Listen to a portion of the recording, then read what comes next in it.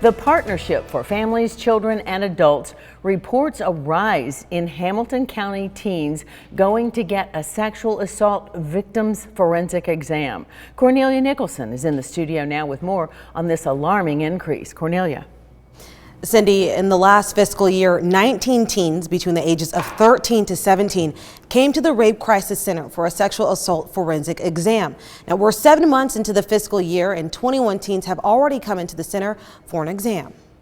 Carmen Hudson is Partnership's Director of Victim Support Services. And she says this year they've already surpassed the number of teens who've come in for an exam during the 2021-2022 fiscal year. Last year, the majority of the cases came in during the spring. And if that stands true, we're looking at possibly doubling the numbers by the end of the fiscal year.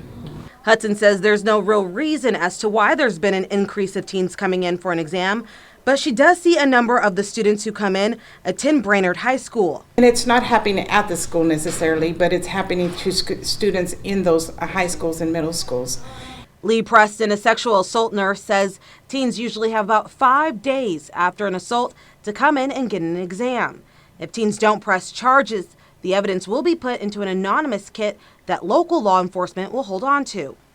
They are required to hold it per the Tennessee state law for 3 years, and that gives that person 3 years to determine whether or not they would like to prosecute. Hudson says there's a struggle staying in touch with teens after the exam. Out of the 21 that have come in this year, the center is only in communication with about 4.